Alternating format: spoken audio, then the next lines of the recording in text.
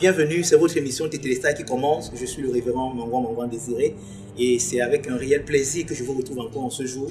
Nous avons commencé depuis à parler d'un sujet, comment porter le but et le plan de Dieu, comment accoucher le plan de Dieu, comment manifester le plan de Dieu. Et la dernière émission, nous avons dit que nous allons parler de ça dans 4 points. Et lors de la dernière émission, nous avons parlé du premier point qui était d'accepter, parce que nous avons pris, pour la symbolique, nous avons pris l'histoire de Marie qui se trouve dans Luc chapitre 1. Et dans le verset 38, la dernière fois nous avons vu, lorsque Marie disait que je suis la servante du Seigneur, qu'il me soit fait selon ta parole. Et nous avons vu que l'on ne peut accomplir le but et accoucher le but de Dieu pour soi que si on accepte d'abord d'être la personne que Dieu dit que nous sommes. Et nous avons vu que l'acceptation de cette personne, accepter que nous sommes cette personne, parfois est parsemé, le chemin là est parsemé de petites souffrances, de petits sacrifices, de petites négations. Pourquoi je dis que c'est petit? Je suis en bonne compagnie en disant que ce sont des petites souffrances. Parce que l'apôtre Paul dit que les légères afflictions, dit dans 1 Corinthiens, il dit que quand même bien notre homme extérieur se détruit, notre homme intérieur se renouvelle, car les légères afflictions, mais lorsque vous regardez ce que Paul appelle les légères afflictions, vous allez vous rendre compte que il a reçu 40 pour moins 1. 2 fois, il a été lapidé, il a été plusieurs fois dans le péril, plusieurs fois dans les fins, les jeûnes. Mais Paul appelle ça des légères afflictions à cause de la perspective. Donc c'est pour ça que nous aussi nous disons que ce sont des petites souffrances. Par exemple, refuser d'être appelé le fils de la fille de Pharaon pour accepter de souffrir avec le peuple juif, c'est une petite souffrance. Pourquoi? Parce que la perspective te donne de comprendre que ce que tu gagnes est 1000 fois mieux que ce que tu as laissé. Oui, ça... c'est un peu comme moi. Ouais, je ne peux pas prendre, vous ne pouvez pas me tendre un truc là et je prends ça maintenant aussi longtemps que ma main est pleine. Il faut que je lâche ce que j'ai pour que mes mains soient vides pour accepter. Donc, vous ne pouvez pas porter le plan de Dieu, accepter de porter le plan de Dieu sans que vous n'ayez pas encore lâché vos propres plans, vos propres ambitions. Donc, c'est ce que nous avons vu lors de la précédente émission. Je suis très content de vous avoir, c'est pour ça que je ris. Et ce jour, nous allons parler du second point. Et le second point, c'est quoi? Lorsque nous allons dans Luc, permettez-moi d'ouvrir là-bas, je n'y étais pas. Lorsque nous allons dans le livre, l'évangile selon Luc, le chapitre 1, le verset 39, on nous dit quelque chose, on dit « dans le même temps ». C'est vrai que je voulais parler aussi, je voulais prendre ça comme un point. C'est que ce que Dieu te dit de faire a un temps pour lequel tu dois obéir. C'est qu'il y a un espace. Quand tu n'es pas prompte dans l'obéissance, quand tu ne le fais pas immédiatement, tu laisses, en ce moment-là, le temps qui passe fait en sorte que l'obéissance devient de plus en plus difficile. Parce que là, maintenant, tu vas commencer à comparer. Tu vas commencer à comparer les circonstances, les situations. Par exemple, Dieu dit à Abraham, prends ton fils, ton Isaac, celui que tu aimes, va me le sacrifier. On dit immédiatement, Abraham se lève et il prend son fils et il s'en va. Pourquoi immédiatement? Pourquoi il faut le faire? Pourquoi quand Marie dit je suis la servante du Seigneur, on dit immédiatement? Pourquoi cette promptitude?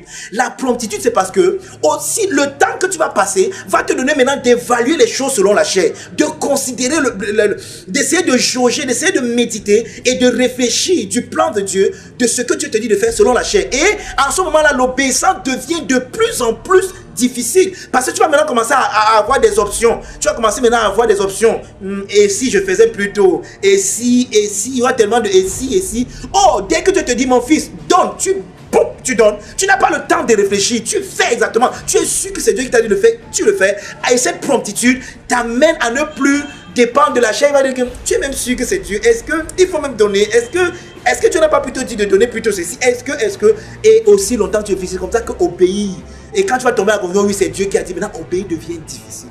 Donc, maintenant on n'a pas mis ça dans notre dans notre étude. Donc, on dit immédiatement, dans le même temps, Marie se leva. Il faut se lever. Oh, toutes ces symboliques, c'est des choses merveilleuses sur lesquelles j'aurais aimé insister, mais à cause du temps. Maintenant, on dit, elle s'en alla en hâte vers les montagnes. Et dans la Bible, les montagnes, ça parle de la demeure de Dieu. David dit par exemple, je lève les yeux vers les montagnes, d'où me viendra le secours. Oh, lever les yeux veut dire quoi? Veut dire ne pas se juger par rapport à la bassesse de la situation. Parce que toute chose que nous traversons nous amène à penser comme les humains, à penser bas, veut amener notre pensée dans la bassesse. Mais quand tu élèves les yeux, par exemple, vous voyez une phrase dans la Bible, on dit que Jésus prit le pain et il leva les yeux vers les cieux. Plusieurs personnes pensent que lever les yeux vers les cieux, ça veut simplement dire de regarder le firmament. Non, Jésus a pris 5 pains et 2 poissons qui sont insuffisants par rapport à la situation ambiante. Il doit nourrir 5000 personnes. sans compter les femmes et les enfants, dont une foule, et il n'a que 5 pains, ce qu'il a est petit, mais il refuse de regarder la petitesse de ce qu'il a en main, et il lève les yeux, il regarde dans la perspective de Dieu. Donc, lever les yeux, aller vers la montagne, c'est élever ses pensées. Donc, maintenant que j'ai accepté le plan de Dieu, maintenant que je suis la servante du Seigneur, il me reste quelque chose à faire. Je dois élever ma pensée. Je ne dois plus être conscient des choses de la terre. Je ne dois plus être conscient des choses du monde. Je ne dois plus être conscient de ce que j'ai laissé. Mais je dois commencer à penser comme Dieu pense. Et pour cela, il faut que je parte à la montagne. Maintenant, à quelle montagne? Ce n'est pas n'importe quelle montagne. Il y a une attitude que je dois avoir pendant que je suis en train de lever mes pensées. Et c'est ce que le texte nous dit exactement. On dit, verset 39 toujours, Marie se leva, s'en alla en hâte vers les montagnes, dans une ville de Juda.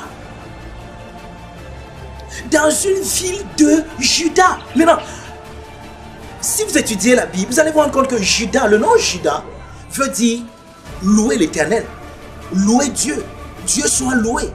Donc Juda parle de la louange. Maintenant, j'ai accepté le plan de Dieu pour moi.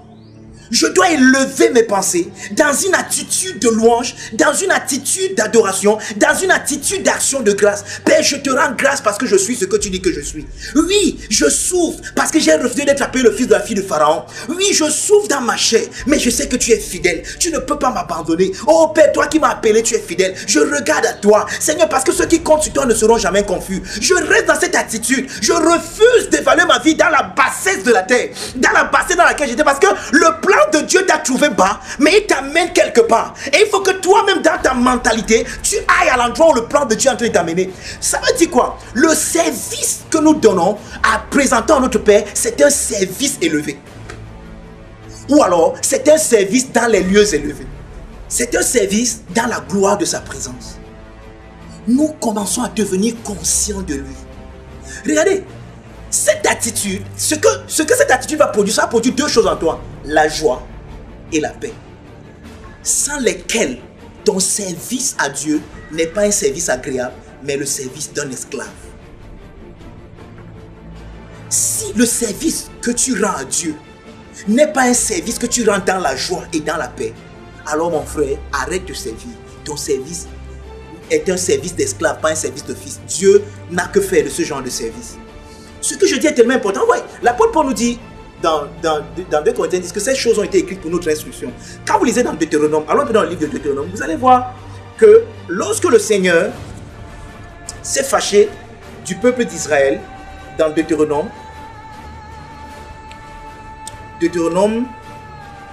28, le verset 47. Pour n'avoir pas au milieu de l'abondance de toutes ces choses servi l'Éternel ton Dieu avec joie et de bon cœur. Dieu s'est fâché parce que Israël ne l'a pas servi avec joie et de bon cœur.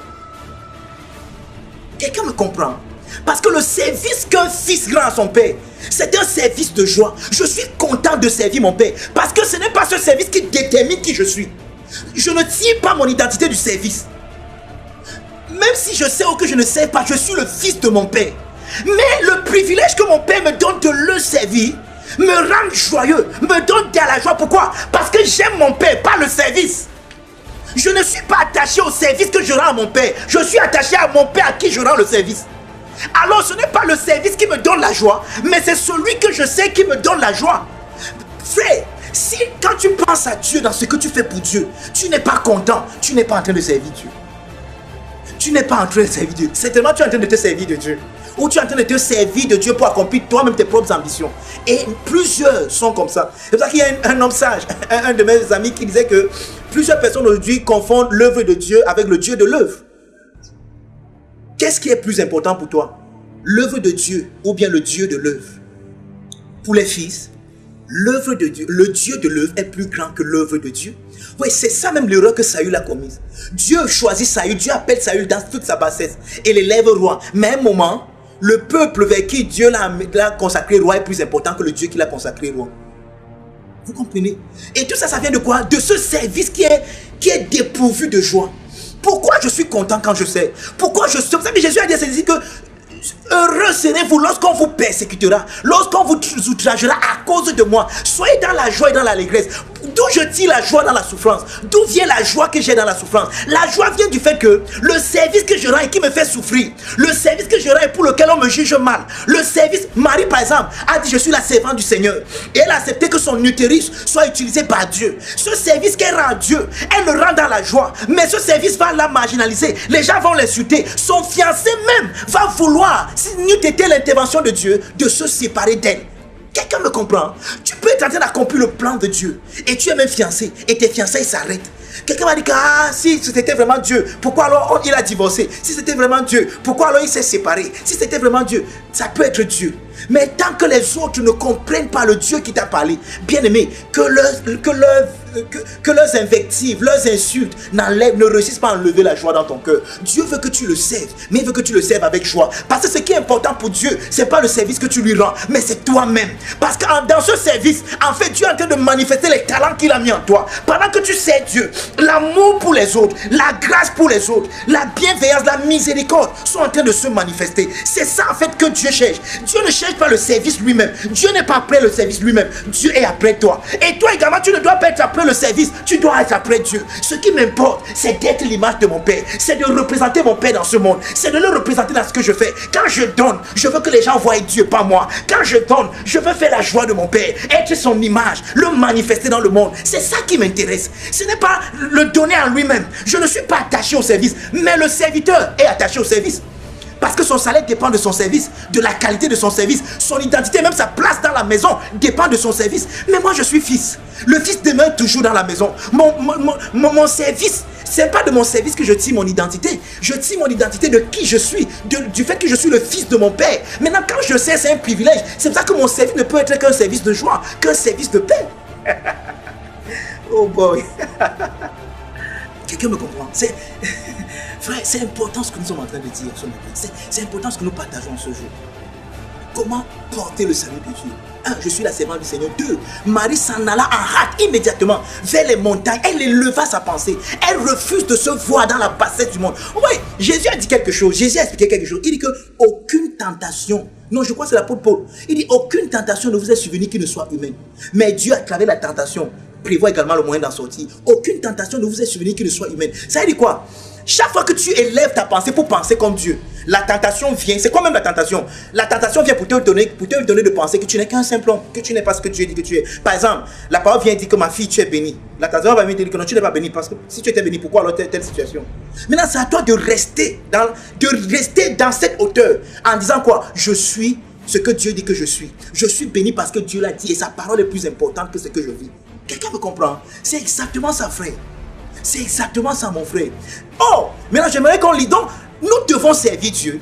Mais le service que nous devons rendre à Dieu doit être un service d'action de grâce, un service de joie. Parce que l'attitude de la louange, l'attitude d'action de grâce va produire en toi ces deux valeurs. La paix, la joie d'abord et la paix.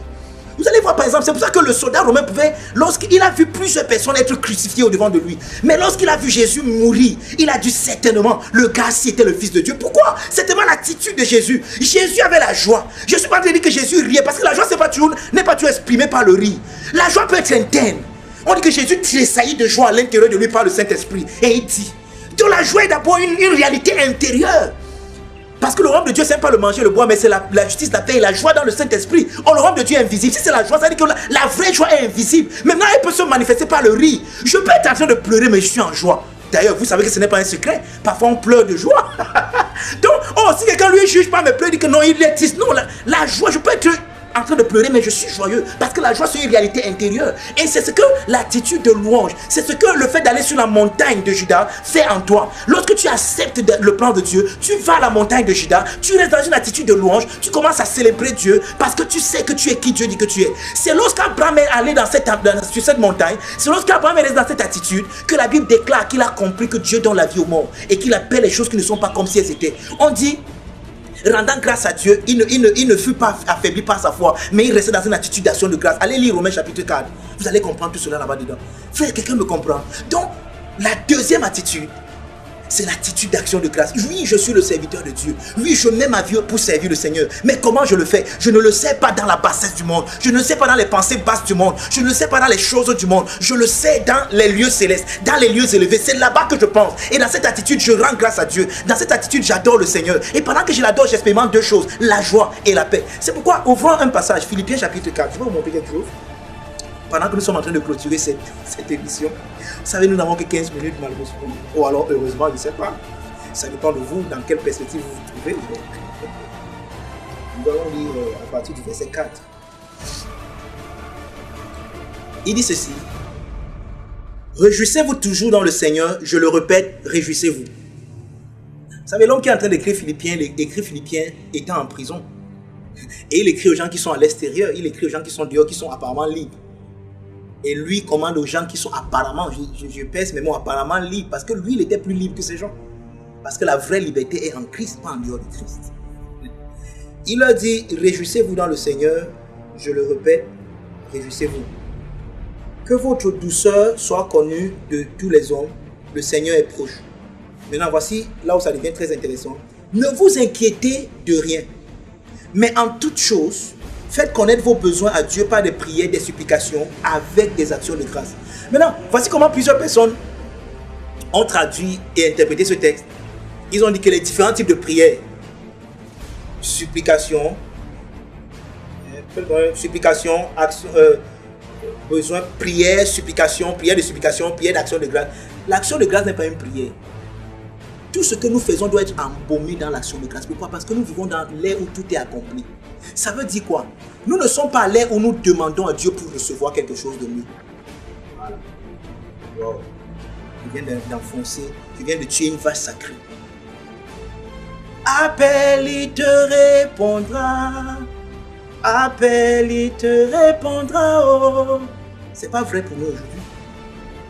Dieu ne réagit pas à mon action. Mais moi, je réagis à l'action de Dieu. C'est parce que Dieu a agi que moi, je réagis. En fait, c'est parce que Dieu m'a donné que je demande. C'est pour ça que le phénomène de prière inexaucée, c'est un mythe. Jésus a dit que tout ce que vous demanderez au Père mon nom, je le ferai. Tout. Pas certaines choses. Il n'y a aucune prière qui n'est pas exaucée. Mais ce que vous appelez prière inexaucée, c'est que parfois vous avez dit que vous demandez et vous ne recevez pas parce que vous demandez mal ou alors parce que maintenant recevoir, c'est se positionner, se mettre dans une posture de réception. Parfois vous n'êtes pas dans la posture de réception, c'est pour ça que vous n'avez pas parce que vous avez mal ou pas parce que Dieu ne vous a pas donné. La Bible déclare que nous sommes complets en lui, nous sommes pléromatisés en lui. Quelqu'un me comprend? Donc, Dieu n'attend pas que tu demandes pour qu'il te donne. Avant que tu ne sois dans le ventre de ta mère, il te connaissait et il avait pourvu. Pierre dit que sa divine puissance nous a déjà donné tout ce qui contribue à la vie et à la piété. Mais voici ça, c'est que c'est au moyen de la connaissance. C'est-à-dire que si tu ne connais pas ce qui t'a été donné, tu ne jouiras pas de ça. Maintenant, toi, tu vas penser qu'il faut que Dieu te donne. Non, ça t'a été donné, mais tu ne connais pas. Et comme tu ne connais pas, tu ne jouis pas. Donc, il faut connaître. C'est pour ça que Paul pouvait dire que sa seule prière, il dit que mon but, mon objectif, tout ce que je fais, c'est de connaître. Parce que le connaître, c'est connaître ses bénéfices, c'est connaître tout ce qu'il t'a donné. Quelqu'un me comprend? Donc, ici, Paul n'est pas en train de dire, faites donc connaître vos besoins à Dieu par des prières, des supplications et des actions de grâce. Non, mais mes prières et mes supplications doivent être présentées dans une atmosphère d'action de grâce. Père, je te bénis parce que tu m'as déjà guéri. Père, je te rends grâce parce que le symptôme que je ressens dans mon corps n'est pas réel. Oui, j'ai mal, mais il y a une réalité qui est plus grande que ce mal. C'est pourquoi je déclare maintenant que ce symptôme disparaisse. Pourquoi il disparaît? Parce que je sais que ça ne m'appartient pas. En Christ, mon corps est le temple du Saint-Esprit. Et il n'y a aucun rapport des ténèbres et de la lumière. Donc, Christ m'a libéré de cela. C'est pour ça que je commande à cela de disparaître. Ce n'est pas comme si elle vient dire que, ouais, papa, s'il te plaît, j'ai mal. Ouais, pardon, viens me guérir. Non. Oh, guéris-moi. Oh, Père, je t'en supplie au nom de guéris-moi. Non, ça, là, vous n'êtes pas en train de prier. Je dois présenter ma demande, ma supplication et mon besoin dans l'action de grâce. Père, je te bénis parce qu'en Christ, tu as détruit les œuvres du diable. Père, je te bénis parce qu'en Christ, tu as déjà sauvé le monde. Père, je prie pour telle personne, je prie pour mon mari, je prie pour mon épouse, je prie pour mon enfant. Que ses yeux s'ouvrent à son salut, qu'il comprenne qu'il est sauvé. Mais il peut pas que le Seigneur vienne le sauver. Père, viens le sauver. Oh, Père, fais quelque chose. Oh. Non, non. Je rends grâce à Dieu. Donc je présente mon besoin dans l'action de grâce. Je reste sur la montagne de Juda. Alléluia. Je reste dans cette attitude. C'est dans cette attitude que je présente mon besoin. Et quel est le résultat? Philippiens continue. Écoutez comment le verset continue, verset 7. Et la paix de Dieu, qui surpasse toute intelligence, gardera vos cœurs et vos pensées en Jésus-Christ. Vous comprenez ça? Pourquoi je vais expérimenter la paix? Parce que quand j'ai prié, je suis sûr que j'ai déjà reçu.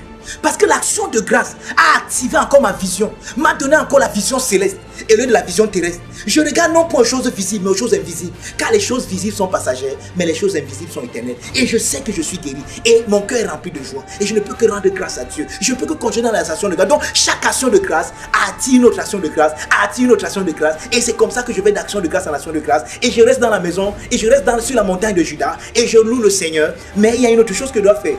Marie est entrée chez Zacharie. Qu'est-ce que ça veut dire? Quelle est la symbolique de l'entrée chez Zacharie? Nous allons le voir à la prochaine émission. D'ici là, vous êtes bénis de toute bénédiction. Shalom.